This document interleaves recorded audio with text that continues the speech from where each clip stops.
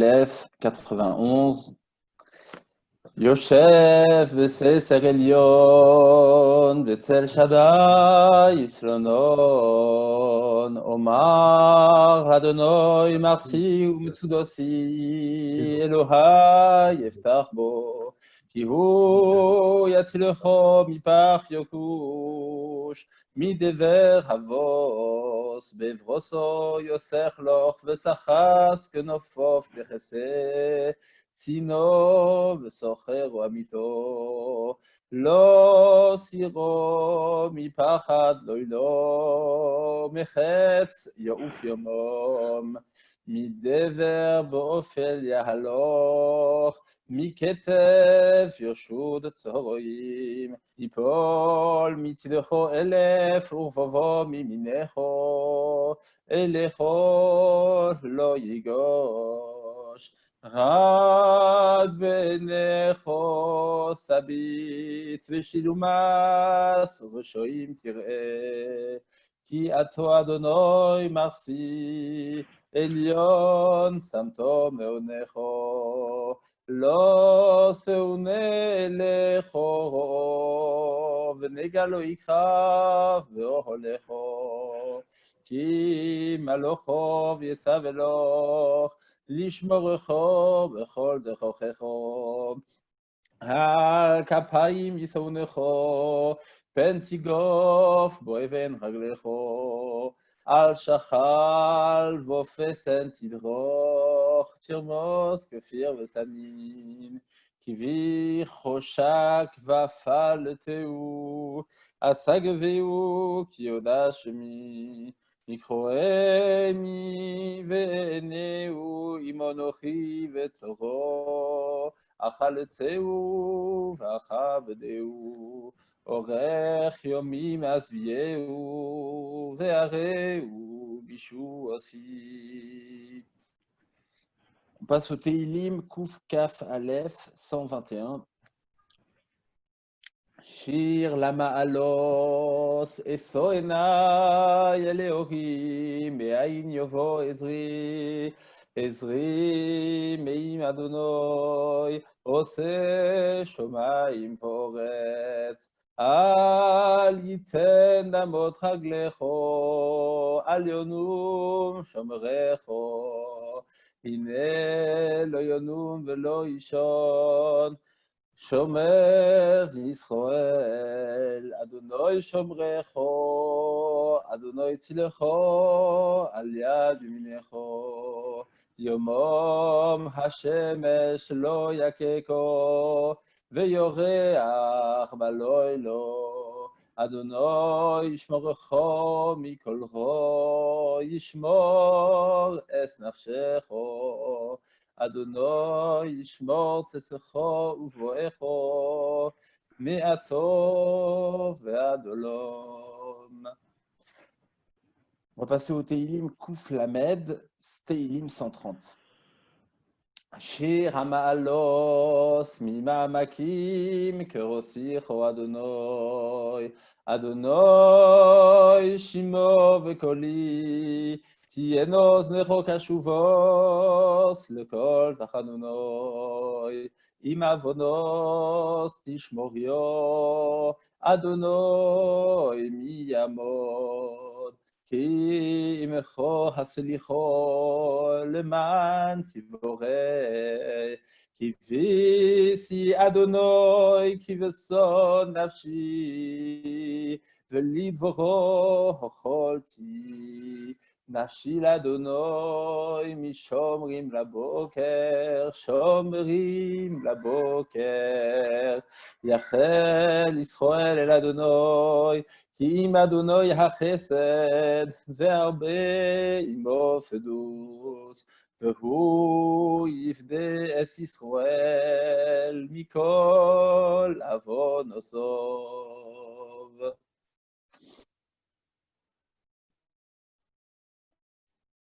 מי שברך אבותינו, אברהם, יצחק ויעקב, משה ואהרון, דוד ושלמה, הוא יברך וירפא את החולים. משה חי בן רוזט, André Yosef ben Miriam, Shimon ben Solika, Shmuel ben Gretel Halevi, Nissim ben Chana, Raphaël Shimon ben Solika, Yehoshua ben Kila, Eliaou Eli ben Mesodi Shoshana, Gérard Fradji ben Miriam, Miriam bat Dina, Pinchas ben Chana, Reuven Shmuel ben Mazal, Sarah Miriam bat Itach, Yaakov Yitzchak Baruch ben Ali Saisha, Yehonatan ben Sarah, Dvorah bat Sarah, Chana bat Sarah, Chaya bat Rumi, Mordechai Aryeh ben Henya, Mordechai ben Baya, Nechama Dina bat Zipora, Rachel bat Sarah, Raphaël ben Rachel, Raphaël Shmuel ben Léa, Sarah bat Denise Rivka, Shimon ben Rivka, Simcha ben Uri Halevi, Simche ben Daniela, Simona Olguta Esther bat Lili Fridele, Yosef ben Mazal, Hakadosh Baruch Hu Yemale Rachamim Alehem, Leachlimam, Ulerapotam, Uleachyotam, Uleachzikam, וישלח להם מהרה רפואה שלמה, לרמח איבריהם ולשסה גידיהם, בתור שאר חולי ישראל, רפואת הנפש ורפואת הגוף, השתה בעגלה ובזמן קריב ונאמר אמן. Merci beaucoup, Samy. Tu veux rajouter un petit mot? J'aurais préféré si possible. Ok, ouais, t'inquiète, au contraire. Un grand merci. J'ai vu aussi qu'il y avait le rabbin Ariel Rebibo. Je sais que toute l'équipe rabbinique, vous êtes là au quotidien avec nous, que ce soit discrètement dans les hôpitaux, auprès des patients, auprès des personnes à domicile, que dans les différents Zooms. Donc vraiment un grand merci à tous. Voilà. Puis, et je vois juste qu'il y a Jean-Paul Klings, que j'ai longtemps que je n'ai pas vu. Il était là les autres fois, mais moi, comme j'étais pas là. Jean-Paul, comment ça va? Très bien, tout va bien, merci. Ça se passe bien? Oui, très bien. Ok, très super. bien. Voilà, Jean-Paul. Je t'ai coupé le son. Ok, Klaus Fingard, on laisse la parole au Rav Pierre Eleb. Tout à fait. Voilà, vous avez le son, je vous laisse démarrer. Voilà. La parole est à vous. Est-ce que je peux utiliser aussi le partage d'écran si c'est nécessaire? Normalement, vous pouvez le faire sans problème. Il faut juste que je vous débloque. Attendez 2 secondes. Ok, c'est bon. C'est bon, ok. Voilà, bonsoir tout le monde. Donc, on m'a demandé de parler. Donc, le rabbin Spingard, avec son autorisation, je parle, le professeur de tous les rabbiniens qui écoutent. Donc, on m'a demandé de parler du 7e lab de Lotin Af. Alors, je vais un petit peu, d'abord traduire ce que c'est Lotin Af. Alors, peut-être que, disons, dans le partage d'écran, je vois si j'ai accès. Donc, ici, dans Shemot, bon, il faut peut-être gérer ouais, les bon. Donc, c'est marqué Lotirza, Lotinaf, donc c'est le septième dibour. Et Lotinaf, bon, c'est pas un mot qui est très courant, en tout cas pour en avoir le sens. Eh bien, vous avez Rashi qui traduit Lotinaf, Enni ouf et dabé shetish. Être noef, ça veut dire disons, prendre une femme qui est déjà mariée. Donc, c'est ce qu'on appelle, donc, bien entendu, l'adultère. Tout, je le sais, qui dit que c'est ça la traduction du mot Lotinaf. Alors, Rashi ramène que dans Vaïkra, c'est marqué Motumat hanoef vanoefet. Donc, il y a un autre pasouk qui est marqué dans Vaïkra, donc je vous le mets tout de suite sous les yeux. C'est marqué, donc, dans Vaïkra Kaf Yud, V'ish asher yinaf et eshet ish et eshet ish, asher yinaf et eshet re'u, mot yumat anoef et anoafet. Donc un homme qui serait noef, une eshet ish, donc une femme mariée. Donc on comprend que être noef, c'est le fait donc d'avoir séduit et d'avoir une relation avec une femme mariée. Donc la Torah sanctionne cette relation de Mita, n'est-ce pas? Puisqu'elle dit Motuaf Anoef Vanoefet. Et donc, a priori, Donc l'interdit, c'est marqué, donc c'est le 7e, un homme n'a pas le droit d'aller avec la femme de son prochain. C'est pas lié au fait que la femme, disons d'une certaine manière, elle le fasse sans l'accord du mari, même si le mari est tout à fait d'accord. Eh bien, c'est pas lié, c'est pas quelque chose qui peut être, disons, qui peut être permis. C'est un issour qui ne dépend pas de l'accord du mari. Et donc, qu'est-ce qui se passe au niveau de la halakha? Si on devait parler d'un point de vue halakha, une femme qui va avec un homme qui n'est pas son mari, ben, elle est interdite à son mari et interdite à son amant. Donc, il y a un interdit définitif, elle doit divorcer et donc, elle est aussi interdite à son amant. Et donc, a priori, bon, ça veut dire qu'il faudrait essayer un petit peu. Bon, le lave en lui-même, je veux dire, je pense qu'il n'y a pas, de façon générale, même, c'est pas seulement un interdit qui concerne que le peuple juif, c'est-à-dire nous, d'un point de vue juif, comment est-ce qu'on voit les nations du monde, il y a aussi un interdit pour nous concernant les nations du monde. Si un homme décide, puisque c'est comme cela qu'on considère le mariage d'un point de vue halakha, si un homme décide de vivre avec une femme dorénavant, bien la femme s'appelle la femme de l'homme en question et elle n'a pas le droit d'aller avec un autre homme, c'est interdit, elle est aussi passible de mort, et d'un point de vue de la Torah bien entendu, et donc c'est un interdit qui, d'un point de vue de la Torah, concerne autant le peuple juif que les non-juifs, puisque bien entendu vous savez très bien que je veux dire, dans la Torah, il y a ce qu'on appelle, je veux dire, les goïms ont un statut sur les enfants de Noach, ils ont un statut aussi, ils ont des règles, ils ont ce qu'on appelle les 7 mitzvot noachites. Donc, parmi ces mitzvot, il y a des interdits de harayot, donc prendre la femme de son prochain, ça en fait partie. Donc, moi, ce que je voulais un petit peu développer, c'est que peut-être à l'époque où on vit, c'est important un peu de se rendre compte de quoi s'agit-il, c'est quoi l'enjeu de ces choses, l'enjeu de dire d'abord de ce que c'est un couple, qu'est-ce qu'on est en train à quoi on est en train de faillir quand un homme, je veux dire quand un homme ou une femme, je veux dire pratique l'adultère. Alors, je voulais juste peut-être vous parler un petit peu à l'origine. Ça veut dire concernant, bon, peut-être je reviendrai là-dessus, c'est si on réfléchit, si on regarde, si on s'intéresse à voir comment la Torah décrit la création de l'homme et de la femme et la création, en tout cas, des êtres vivants. On voit qu'au niveau des êtres vivants, quand Hachem a créé le monde, il a créé, je veux dire, des animaux, Zacharun Keva, il les a créés, donc mâle et femelle. Il y a le mâle et la femelle dans le monde animal. Quand il a créé l'homme, eh bien, c'est fait de façon beaucoup plus complexe. C'est fait de façon beaucoup plus complexe.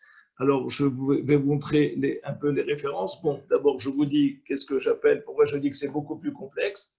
C'est que d'abord, il a créé Adam Arishon, et c'est marqué dans la Torah. Je vous mets le passouk sous les yeux. Donc, c'est marqué dans la Torah quand il les a créés que en fait, je n'ai pas mis ce passouk, mais en tout cas, je ne l'ai pas mis dans mais je vous lis le passouk.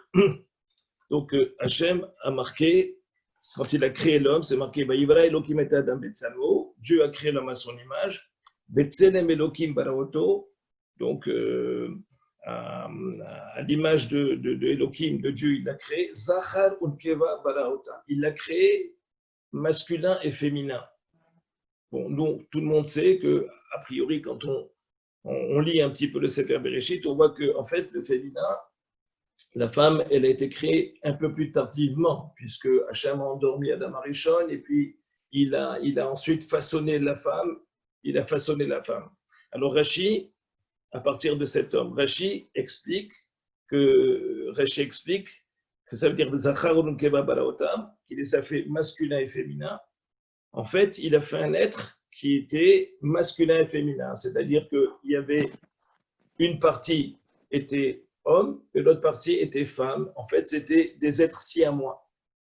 Et quand on dit qu'Hachem a endormi, et ça dit, c'est ce que Rashi dit, donc je vous le lis, Rashi dit Zacharun Keva Baraotam, Ulhalan est un peu plus loin, où Omer Veikach Achat Mitzarotav, il a pris un de ses côtés.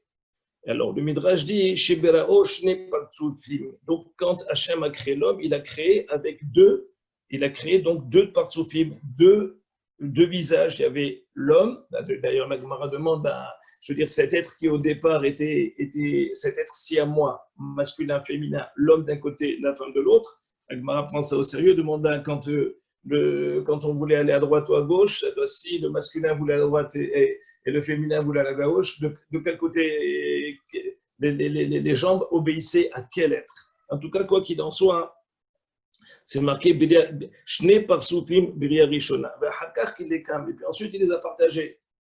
Donc Hachem a d'abord créé un être qui était masculin et féminin, et puis ce n'est qu'ensuite que Dieu a partagé cet être, et puis il a fait Adam d'un côté, Chava de l'autre. En fait, il les a séparés ensuite. Quand on dit l'Otob Heyot Adam Levado, ce n'est pas bien que l'homme soit seul. Les gens ont l'habitude de comprendre que l'homme était seul. En fait, il n'était pas seul.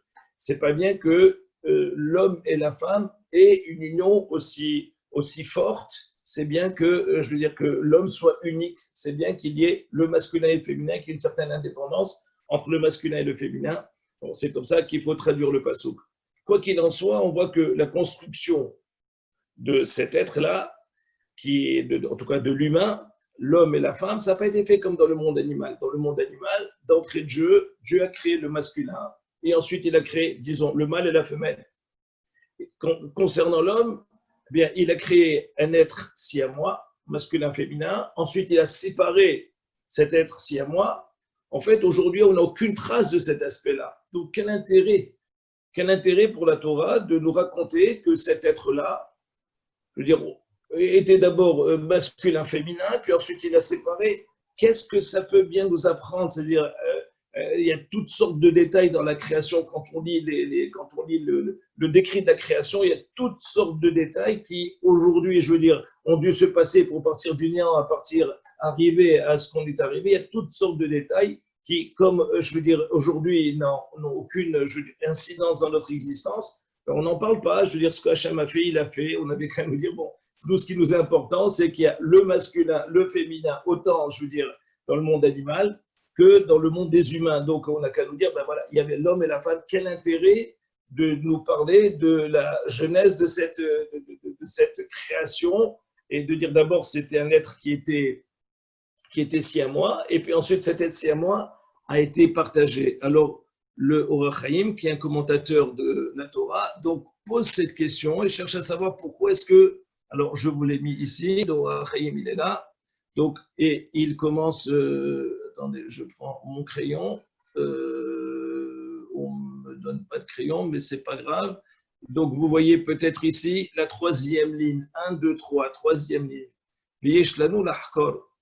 Il nous faut réfléchir, fouiller, zot, les ezetam bara Hashem haisha beguf adam mamash velo berab yadia bifnei asma min ha'afar ki Moshe bara zachar.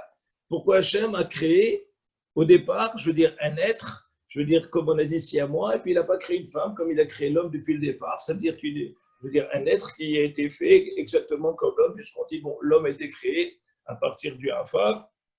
Bon, Hashem a, je veux dire, a façonné l'homme donc à partir d'un matériau de base, et puis il a donné une vie à ce matériau. Il aurait pu faire la même chose, prendre un matériau qui jouerait le rôle de féminin et lui donner cette forme féminine, et puis pas besoin de nous raconter tout ce qui s'est passé au départ. Il n'y avait pas vraiment d'intérêt.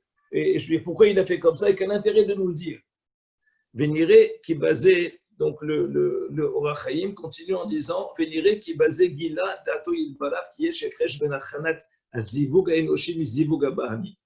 Donc, le Or HaChaim veut dire que c'est pour nous montrer que le lien entre le mâle et la femelle dans le monde animal et entre le masculin et le féminin dans le monde des humains, c'est des liens qui n'ont rien à voir. C'est-à-dire, tout le monde sait, c'est ce qu'il va développer, que dans le monde animal, je veux dire, un mâle va avec une femelle, peu importe quelle qu'elle soit, la femelle va avec un mâle, quel qu'il soit. L'essentiel, c'est d'assurer la procréation de l'humanité. Il faut assurer la procréation, c'est tout. Et une fois qu'un mâle est allé avec une femelle, ben, je veux dire, il y a pas, je veux dire, jamais on ne dira qu'une certaine vache, c'est de la vache de tel taureau. Ça n'existe pas. Ça veut dire, les animaux vont avec tout, avec, je veux dire, avec tout ce qui s'appelle féminin, que ce soit leur mère, que ce soit leur fille, que ce soit leur sœur, que ce soit, peu importe, que ce soit, je veux dire, que ça fasse partie d'un autre harem, ce n'est pas leur problème. Au niveau, dans le monde animal, il n'y a pas de lien profond entre le mâle et la femelle, si ce n'est pour assurer la procréation. Dans le monde des humains, c'est tout à fait autre chose. Hachem veut nous montrer qu'en réalité, ce n'est pas du tout ça. C'est-à-dire, dans le monde des humains, le lien entre le masculin et le féminin, ce n'est pas du tout. Il y a bien entendu un enjeu de procréation, mais c'est un enjeu, c'est pas l'enjeu, c'est un enjeu. L'enjeu, effectivement, il y a un enjeu de procréation, ça fait partie d'une finalité, mais en fait, on veut nous montrer à travers, la création de l'être humain que, je veux dire, le lien qu'il y a entre le masculin et le féminin, ça fait partie de ce que Hachem a inscrit dans la nature de l'homme, qui s'appelle homme. Si un homme, je veux dire, dégrade en tout cas cette image d'homme qu'il a en lui, ben effectivement, toutes les femelles ou toutes les femmes, eh bien, ça devient plus des femelles que des femmes. Et puis pour les femmes, eh bien, tous les hommes, ça devient des mâles. Tous les mâles sont acceptables. Ça, c'est si un homme n'exprime pas le côté fondamental qu'il y a dans ce qui le particularise en tant qu'être humain. Chez l'être humain, on peut nous montrer au niveau de la création, c'était un être si à moi. Et puis ensuite, ils ont été divisés pour dire que, en fait, pour bien mettre l'accent que le lien entre le masculin et le féminin, c'est pas qu'un enjeu de procréation. Il y a des enjeux beaucoup plus puissants, beaucoup plus forts, et donc il y a je veux dire, une unité particulière qui doit se faire et qui n'existe pas dans le monde animal. Et c'est pour cela qu'on nous décrit comment est-ce que c'est fait cette procréation.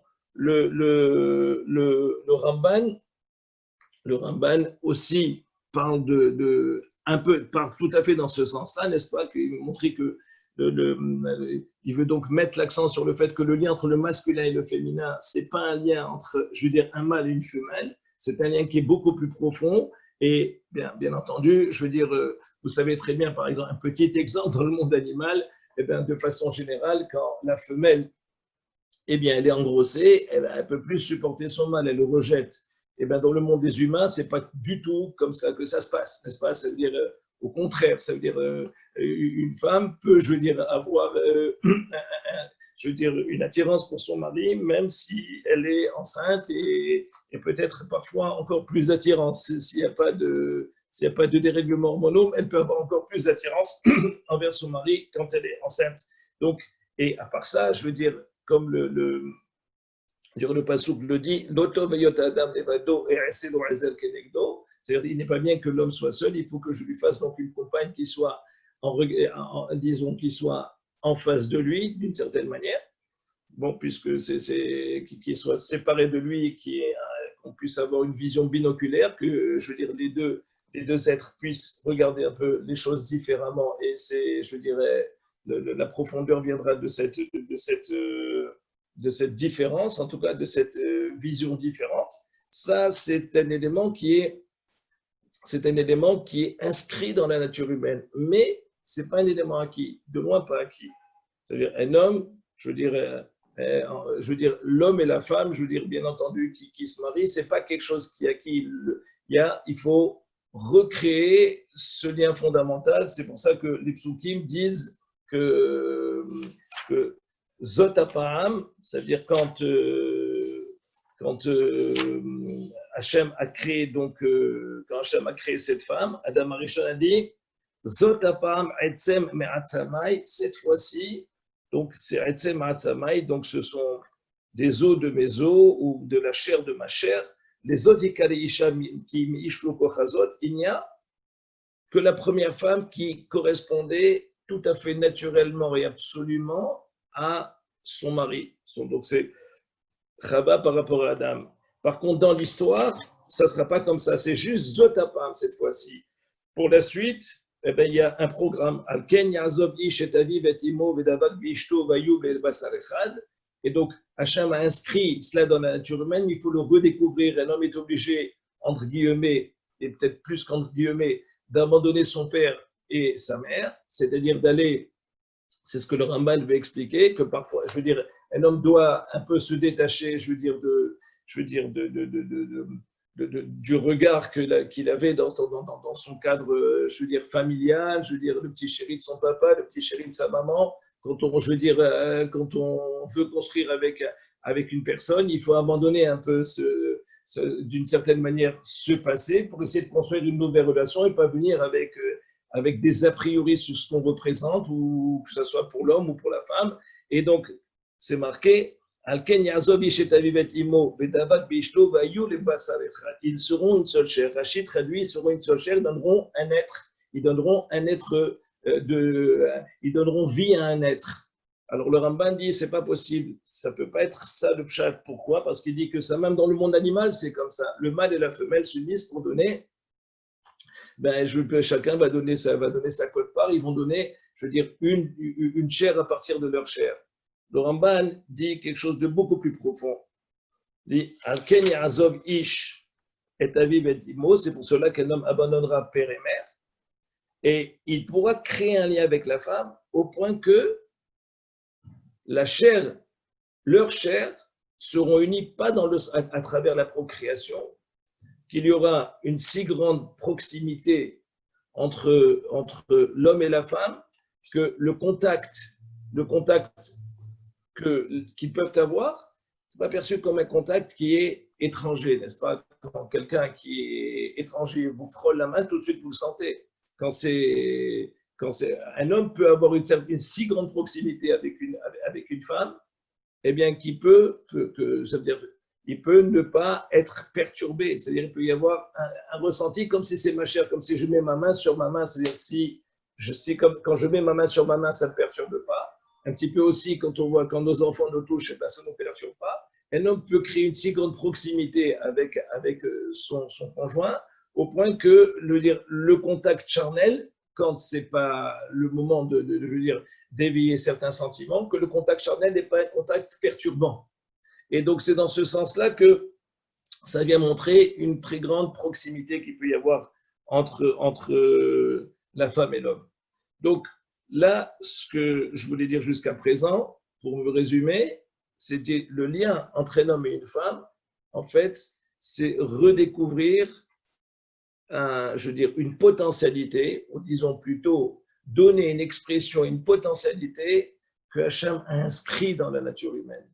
Et c'est pour cela que quand on nous décrit la genèse de cette création, on nous envoie pas directement, je veux dire, à la réalisation finale de cette création, qu'il y a eu le masculin et le féminin. C'est pas comme ça. On nous décrit, c'était un être qui était en fait siamois avec son. C'était un être siamois. D'un côté, il y avait Adam, de l'autre côté, il y avait celle qui sera plus tard Chava. Et Hachem les a séparés pour dire que c'est-à-dire cette union qui est là, c'est une union qui est réalisable. C'est une union qui a existé et ça, c'est inscrit dans la nature humaine. Bien entendu, elle est loin d'être naturelle. Ça veut dire il faut être osev, il faut abandonner son père et sa mère. Il y a tout un certain travail qu'il faut faire pour que ce lien soit fort. En fait, c'est ça ce qui est recherché dans le couple. Et si un homme arrive à inscrire cela dans son couple, eh ben, je veux dire, son besoin de féminité et la femme, son besoin de masculinité, ce sont des besoins qui sont apaisés, alors qu'un homme qui vivrait de façon tout à fait, je veux dire, animale sa relation au féminin, aura toujours l'impression de ne pas avoir créé quelque chose de fort, d'être toujours en manque de lien féminin, et la femme en manque de lien masculin dans la mesure où le lien est très, très, je veux dire, il est très superficiel. Il faut tout un travail pour créer ces choses-là. Je voulais juste encore faire remarquer quelque chose de très intéressant. Vous avez sûrement entendu parler de la paracha de Sota, n'est-ce pas? La paracha de Sota, c'est la paracha de la femme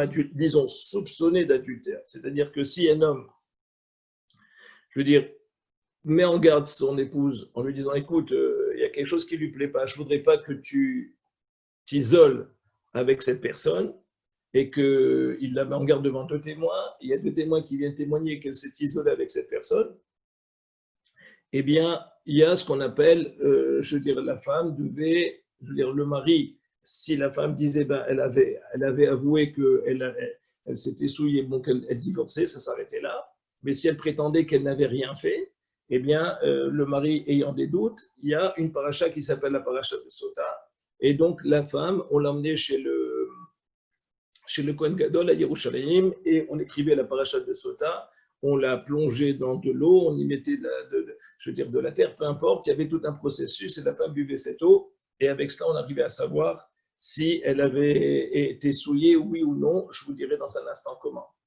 Et le Ramban fait remarquer qu'il n'existe pas de dinim dans la Torah qui font intervenir des événements hors nature, surnaturels. Ça n'existe pas.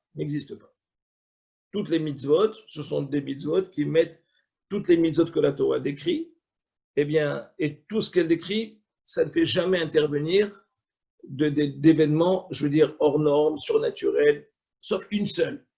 Une seule mitzvah a un fonctionnement surnaturel. Une seule et unique mitzvah dans toute la Torah a un fonctionnement qui est surnaturel. Laquelle, justement, la parashat Sota. Pourquoi? Parce que je vous disais donc que la femme, on l'a emmenée au Beth Amikdash, chez le Kohen. Il écrivait donc toute la parashat de Sota sur un parchemin et il plongeait ce parchemin dans l'eau et dans laquelle il avait mis de la terre. Et la femme buvait cette eau. Et si elle avait été souillée, eh bien, elle explosait, eh bien, elle commençait à se dégrader, elle explosait. Et l'amant, là où il était sur terre, aussi mourait. Mourait sur place exactement comme elle. Ça veut dire qu'il y avait son ventre qui gonflait et elle explosait. Le Ramban dit il n'existe pas de mitzvot qui fasse intervenir un fonctionnement surnaturel. Ça n'existe pas. C'est la seule et unique mitzvah. Et il dit pourquoi c'est comme ça? Et parce que, je veux dire, la cellule familiale, le lien qu'un homme doit avoir avec une femme et la sérénité qu'un homme doit avoir avec une femme, je veux dire, et être sûr, c'est-à-dire que la cellule familiale est une cellule solide, que les enfants qu'il élève, ce sont les siens, etc. Ça, c'est quelque chose qui est majeur dans le peuple juif. L'unité de la cellule, je veux dire, la stabilité de la cellule familiale, la certitude qu'un homme doit avoir sur sa progéniture et sur le lien qu'il a avec la femme, c'est quelque chose qui déstabilise toute structure familiale. Et donc pour cela, eh bien, la Torah a utilisé un fonctionnement hors norme, surnaturel, qui a arrêté d'exister, même quand il y avait le Beth Amikdash, quand malheureusement il y avait une certaine quantité de dépravation qui s'était installée dans le peuple juif. Eh bien, là, c'est marqué que, parce que bon, je dois rajouter comme un élément qui est majeur, c'est marqué que ce processus ne fonctionnait que dans la mesure où l'homme était irréprochable. Si l'homme, dans la halakha, c'est marqué, si l'homme était reprochable, s'il avait eu une seule relation interdite toute sa vie, eh bien, ça ne marchait pas, ça ne fonctionnait pas, il n'arrivait rien à la femme. Ou bien, et c'est ramené à l'halakha, comme ça le Ramban dit, si un homme voyait chez ses enfants une certaine légèreté et que donc il ne leur reprochait pas cette légèreté, s'il véhiculait une certaine légèreté dans son cadre familial, eh bien ça aussi, ça faisait que, je veux dire, les Mesota, l'eau de Sota, l'eau de la femme adultère, ne fonctionnait plus, n'avait plus d'effet, n'avait plus d'impact. Donc, à partir du moment où, dans le peuple juif, le niveau, on va dire, de sérieux des hommes, eh bien, avait baissé, les Hachamim ont dit, ben non, on va arrêter de faire boire les femmes parce que l'eau ne vérifiait que si les hommes étaient irréprochables. Si les hommes n'étaient pas irréprochables, l'eau ne vérifiait pas, et les femmes, même si elles avaient fait l'adultère, elles disaient à leurs copines, c'est une blague, ça ne sert à rien, de toute façon, moi j'ai fait l'imbécile et puis il m'est rien arrivé. Donc en réalité, c'est une mise en scène pour vous faire peur, n'ayez pas peur. Donc quand les Hachamim ont senti que, en fait, le niveau moral du peuple juif avait quelque peu baissé, eh bien, ils ont arrêté d'utiliser ce processus. Mais ce processus est prévu par la Torah et, comme je le disais, et comme le fait remarquer le Ramban, dans la Torah, je veux dire, dans le fonctionnement des mitzvot, on n'aime pas beaucoup les miracles. Ça veut dire les choses doivent se passer tout à fait, de façon tout à fait, je veux dire, rigoureuse et cohérente. Je veux dire, je ne suis pas en train de parler de ce que c'est un miracle. C'est pas ça, c'est pas mon propos. Mais maintenant, en tout cas, je veux dire, le fonctionnement de la Torah ne fait jamais intervenir quelque chose le fonctionnement commun. Hein. Je ne parle pas maintenant de Triyat HaMetim, je ne parle pas, je veux dire, de Olam Haba, toutes ces choses-là, je n'en parle pas. Je veux dire, le quotidien d'un juif, qui réalise les mitzvot que la Torah lui demande, ce n'est pas un quotidien qui exige des miracles. Ça ne veut pas dire qu'il n'y a pas des choses qui se passent et qui sont hors normes, mais elles ne sont pas perceptibles de façon première par l'homme. On peut toujours dire que c'est un phénomène naturel, d'ailleurs il en existe. Donc, de façon générale, les mitzvot ne font jamais intervenir des fonctionnements miraculeux. La seule mitzvah qui fait intervenir un fonctionnement miraculeux, c'est la mitzvah de Sota. Et comme le Ramban dit, pourquoi? Parce que la structure familiale, je veux dire, la structure familiale est, je veux dire, la structure, c'est cette cellule de base qui permet de constituer ce grand corps que représente le peuple juif. Eh bien, il faut que cette cellule, il faut qu'elle soit absolument saine, qu'elle soit absolument saine et au niveau de la relation, je veux dire, dans le couple et au niveau de on va dire, de la relation avec les enfants, d'être certain que les enfants sont les nôtres et donc, etc.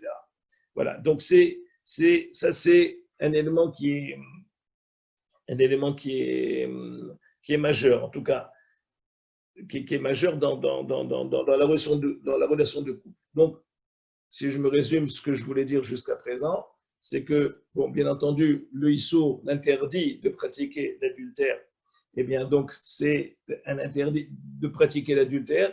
Donc, c'est un interdit qui est fondamental, qui est la base de la structure même de la cellule familiale. Et bien qu'on puisse vivre dans des époques où on a l'impression que c'est un enjeu qui est absolument pas réalisable, mais ce que je voulais justement dire, c'est que c'est faux. C'est faux, c'est-à-dire, la Torah nous dit que quand Hachem a créé l'homme et la femme, il les a créés d'une manière telle où c'est possible qu'un homme puisse, contrairement à ce qu'on veut bien nous faire croire, c'est possible qu'un homme puisse trouver, je veux dire, tout ce qu'il recherche de féminin à travers une personne et une femme, tout ce qu'elle recherche dans le masculin à travers une personne. Cette union-là, il est possible de la réaliser. Elle n'est pas naturelle, elle ne vient pas toute seule, elle demande une certaine intelligence de vie, mais ça se construit et un homme peut, à travers ça, sentir, ah tiens, là, je sens qu'un homme peut, à ce point-là, être apaisé, que, je veux dire, ces fantasmes peuvent même être facilement gérables. Encore un élément un peu surprenant. Vous connaissez ce qu'on appelle la paracha. Dans la paracha de Ki Teitzei commence avec l'histoire de l'Ayefat Toar. L'Ayefat Toar, c'est, bon, si on est en guerre, et puis parmi les captives, il y a une femme qui nous plaît, une captive non juive, eh bien, la Torah nous permet de la prendre comme femme. Alors, ça dépend des discussions dans les poskim, peut-être même sur le champ de bataille, j'imagine pas en pleine bataille, mais d'avoir une relation avec elle. Il y en a qui disent que oui, il y en a qui disent que non. Bon, peu importe, c'est des discussions de la Gemara, des discussions au niveau des poskim, mais en tout cas, cette femme-là, qui est non juive, on peut la prendre d'autorité et la prendre comme femme. Et comme je vous disais, pour certains avis, même avoir une relation avec une non-juive sur le champ de bataille. Alors le Midrash dit, mais depuis quand la Torah permet, je veux dire, depuis quand la Torah permet, pourquoi la Torah permet une chose pareille? C'est surprenant. Alors Rashi ramène justement, quand Rashi ramène au début de Parashat Ki Teitzei, eh bien, que si on ne lui donnait pas cette femme, eh bien, de toute façon, il la prendrait. C'est une drôle de réponse. Si cette femme, la Torah ne lui permettait pas de la prendre, de toute façon, il la prendrait. Bon, alors c'est comme ça, on peut tout permettre. Hein. Ça veut dire, j'ai envie de manger, un jambon beurre, eh bien, j'ai très envie, il faut qu'on me le permette, parce que si on ne me permet pas, je mangerai de ces manières, alors que la Torah me permette. Donc, pareil, je veux dire, pour tous les interdits, j'ai très envie de les transgresser. Ce n'est pas du tout l'esprit. C'est pas du tout l'esprit de la Torah de dire, voilà, que j'ai très envie d'une chose, et comme j'ai très envie d'une chose, alors on me la permet. Alors, j'ai entendu une fois si vous avez connu Rav Galinsky, qui avait entendu de Rav Abramsky, bon, peu importe, de grand ami des Chacham, un grand ami de Chacham du début du siècle, qui avait dit que, en fait, de cette paracha, on voit que chaque fois que la Torah ne nous permet pas une chose, c'est que c'est jouable, c'est que c'est réalisable. On peut arriver à vivre cette chose-là. Et quand c'est absolument pas jouable, quand c'est absolument pas, jouable, alors elle le permet. Pourquoi c'est absolument pas jouable? Pourquoi la Torah ne peut pas dire, sur le champ de bataille, on ne permet pas? Alors, Rav Abramsky veut dire, un homme sur un champ de bataille, bon, on n'a jamais été en tout cas, moi, j'ai jamais été sur un champ de bataille. Peut-être certains d'entre vous ont été sur un champ de bataille.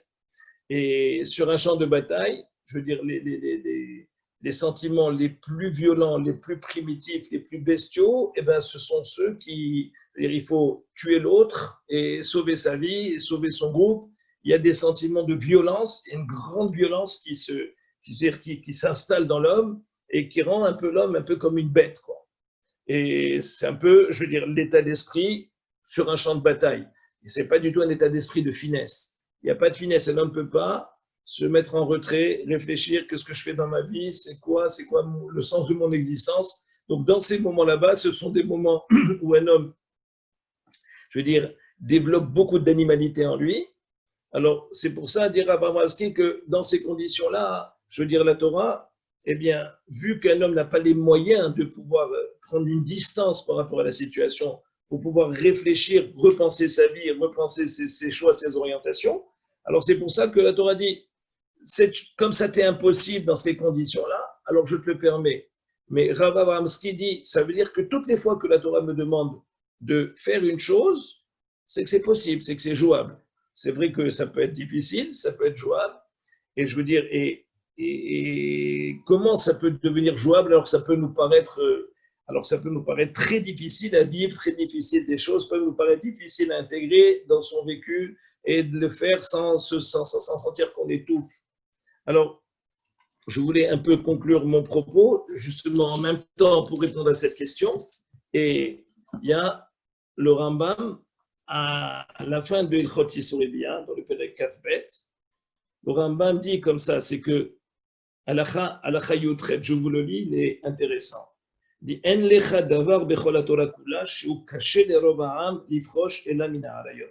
Il n'y a rien de plus difficile dans la Torah à vivre, à intégrer, que d'avoir une distance par rapport aux harayot. C'est les choses les plus difficiles.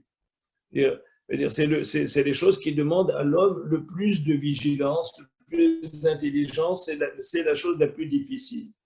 Vehabiot asurot. Amrou Hachamim, les Hachamim ont dit qu'au moment où Hachem a donné les lois concernant, les distances qu'il devait y avoir, les éloignements par rapport incestueux, ou bien, que la Torah considère comme incestueux et qui peut-être, pour d'autres nations, ne sont pas considérés comme des interdits, mais Bécha, Shenitztavu al-Harayot, Bacho vekibu mitzazu vetiromot. Quand Hachem a donné l'ordre de respecter la harayot, le peuple juif a pleuré, et puis il a pesté par rapport à ça. Sheneemar, boche le mishpechotav al iski mishpachot. Donc, à propos des interdits maritaux, ou des interdits de lien, ça n'a pas été accepté facilement parce que le peuple juif sentait que c'était un challenge qui n'était pas facile à réaliser. Et le Rambam continue en disant que, en fait, c'est pour cela qu'un homme, tout ce qu'un homme peut faire par rapport à ce genre de problème, c'est souvent, prendre des distances parce qu'on ne peut pas se bagarrer. Je pense qu'aucun homme peut se bagarrer de façon sérieuse avec ses pulsions. Quelques-uns se sont bagarrés, ils ont marqué l'histoire. Yosef, je veux dire, alors qu'il allait peut-être flancher, il s'est rattrapé au dernier moment. Je veux dire, Yosef, il a marqué l'histoire et ça a donné quelque chose de Yosef Hatzadik parce que c'est quelqu'un qui est arrivé à se retenir alors qu'il n'y avait rien qui l'obligeait à se retenir et il y avait tout qui le poussait à flancher. Il y a un autre qui s'appelle Palti Ben Aïch. Quelques vedettes, en tout cas, ont résisté dans leur vie alors que ça leur était tout à fait possible de se débaucher. Et donc, tout ce qu'un homme peut faire par rapport à ces choses-là, c'est anticiper. On ne peut pas se bagarrer. Il y a des choses dans la vie avec lesquelles on ne peut pas se battre. On ne peut qu'anticiper. Donc, le Rambam dit, les fichach, raoui lo ladam lakuf yitzro, bedavarze, ou l'hargil asmo bigdusha yetera. Donc, un homme doit avoir une certaine, s'habituer, avoir une certaine distance par rapport aux choses et au niveau de ses fantasmes, de ne pas développer des fantasmes et d'essayer de se détacher de et ça, c'est un élément, à mon avis, qui est très important. Il dit un des éléments qui font que les hommes flanchent le plus, c'est le yichud. C'est-à-dire le fait que les hommes, ils trouvent qu'on peut très bien, je veux dire, s'enfermer avec une femme, c'est une secrétaire, ça n'a pas d'importance, c'est une relation de travail. En fait, si on enfreint les lois de Yichud, qui a priori nous paraissent insignifiantes, parce qu'effectivement, ce n'est pas parce que quelqu'un, est enfermé avec une personne 2-3 minutes dans une relation de travail qu'il va se passer quelque chose, mais il y a des habitudes qui se font justement parce que ça ne semble pas être problématique, et souvent, ça développe des liens qu'on ne peut même pas, qu'au départ, on ne s'imaginait pas, on ne se représentait pas. Et ensuite, le Rambam continue en disant un homme ne doit pas vivre sans épouse. Parce que c'est souvent, comme je le disais, un homme ne peut pas se bagarrer, peut pas se bagarrer avec ses pulsions. Un homme, il peut un peu les gérer, mais on ne peut pas se mettre, on peut pas se mettre à cran. Et ensuite, pour conclure, Gedora Mikol Zod, plus que tout, ce qui permet de gérer ces pulsions, Amrou, Yifne Atzmo Machashavto le Divrei Torah, Yarchid Dato Bechachma.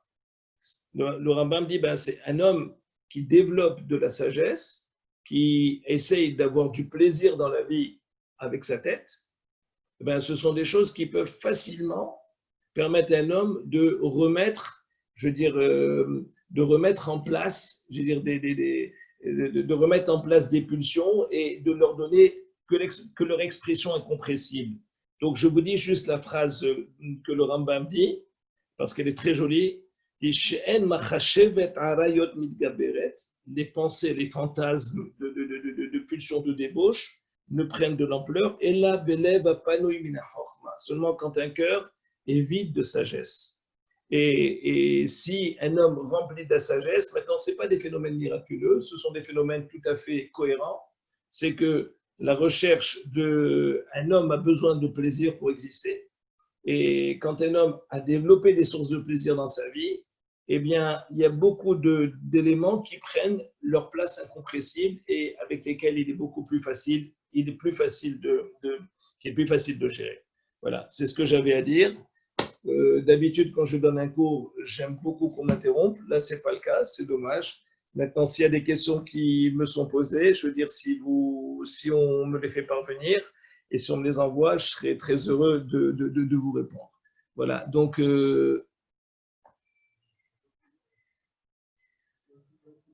Pardon, c'est une question. En tout cas, je crois que je dois m'arrêter à -5, c'était le contrat. Donc, le rabbin Spingard, peut-être si… Où est-ce qu'est Claude? Claude, je crois que c'était le contrat, je dois m'arrêter à -5, -10. Je pense que je suis… Ça, voilà. On est juste pile, vous êtes pile dans les clous, effectivement. Merci beaucoup pour votre chiffre. Voilà. Et avec une approche très intéressante. Claude Spingard, je suis désolé, on est un peu contraint par le temps. C'est pour ça que les questions, c'est un peu difficile parce qu'il faut qu'on finisse à 19h pour laisser le… Non, je dis, s'il y en a un qui me sont transmises, avec plaisir, je chercherai à y répondre. En tout cas, si on me les fait parvenir. Voilà. On était Alors, très, très contents de votre participation et de votre. Et merci. Moi aussi. En tout cas, Hatzlacha et Refashlema à tous les malades et qu'Hachem protège tous ceux qui sont en bonne santé. Merci beaucoup. Bonsoir à tous. Je vous rappelle juste le prochain demain, c'est Frédéric Veil sur Yom Yerushalayim. Et vendredi soir, vous avez les Kabbalat Shabbat qui sera organisé. Et Avdallah, samedi soir, vous avez un spectacle pour les enfants dimanche après-midi et une cuisine partie mardi soir. Voilà, bonne soirée à tous et bonne fin de journée.